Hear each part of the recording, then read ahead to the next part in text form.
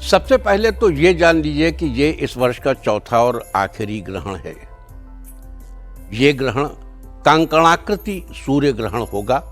इस सूर्य ग्रहण का स्पर्श काल भारतीय समयानुसार आज रात 11 बजे से शुरू होकर देर रात 3:24 तक रहेगा। इस सूर्य ग्रहण का कुल पर्वकाल 4 घंटे 24 मिनट का होगा। बता दूं कि ग्रहण के दिन ग्रहण के सूतक काल का भी बहुत ध्यान रखना चाहिए। दरअसल धार्मिक मान्यताओं के अनुसार सूर्य ग्रहण का सूतक काल ग्रहण समय से 12 घंटे पूर्व प्रारंभ हो जाता है। सूतक काल को एक प्रकार से अशुभ समय माना जाता है। इस कारण इस सूतक काल में कोई भी मांगलिक कार्य या शुभ कार्य अवॉइड करते हैं। इस ग्रहण का सूतक काल आज दोपहर 12 बजे से शुरू हो गया है। तो ये थी चर्चा आज के दिन लगने वाले ग्रहण के समय की।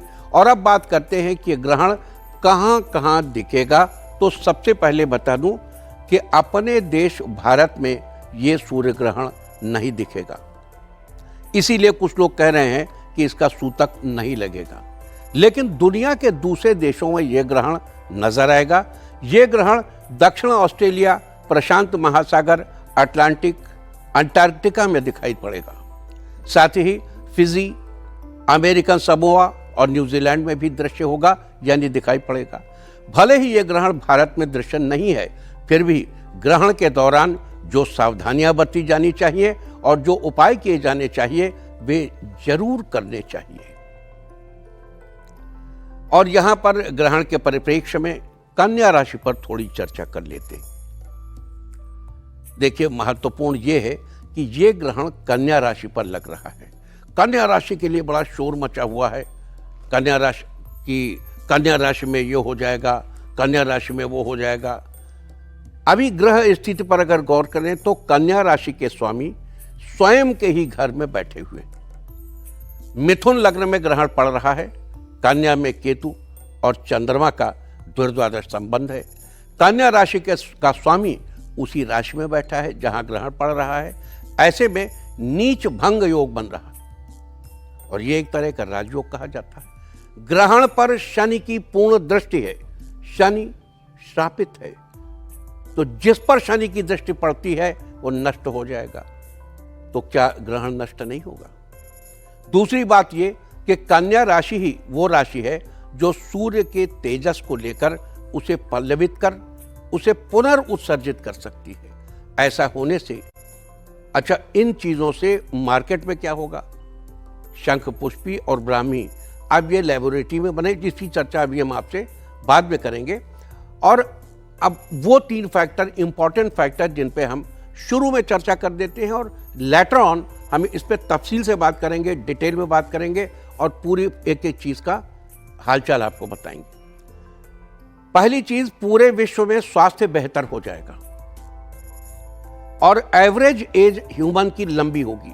देखिए, पहले चंद्र ग्रहण पड़ा, उसके 15 दिन बाद ये सूर्य ग्रहण पड़ रहा है। चंद्र ग्रहण हमें दिखाई दे रहा था, बड़ा ग्रहण था। चंद्रमा का असर मन पर होता है और सूर्य का असर आत्मा पर। यह ग्रहण उस समय पड़ रहा है जब पूरे विश्व में गुरु अतिचारी है।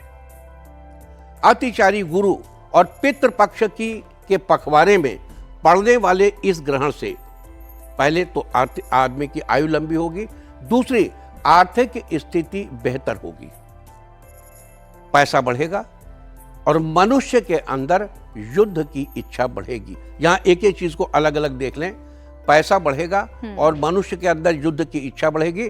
जब तक मनुष्य कंगाल है तब तक वो उत्पात नहीं करता, और जब मनुष्य की जेब में पैसा बढ़ता है तो सबसे पहला काम वो उत्पात करने का करता है। बिल्कुल। तो मनुष्य की युद्धेच्छा बढ़ेगी, मनुष्य की जेब में पैसा बढ़ेगा और पूरे विश्व में इकोनॉमिक लेवल पर आर्थिक मुद्दों को लेकर बहुत से फेरबदल होंगे, बहुत सी चीजें बदली जाएंगी और मनुष्य की जो आयु है वो बढ़ेगी।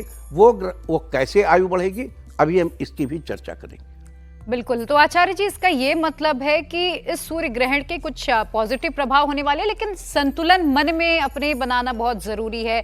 आचार्य जी ने बताया कि कहाँ कहाँ ये ग्रहण दिखेगा, लेकिन आचार्य जी किसी भी ग्रहण का कहते हैं कि एक वैज्ञानिक दृष्टिकोण होता है, एक खगोलिक घटना है ये। साथ ही आज के सूर्य ग्रहण को कंकड़ाकृति सूर्य ग्रहण क्यों कहा जा रहा है, इसके क्या मायने हैं वो भी बताइए।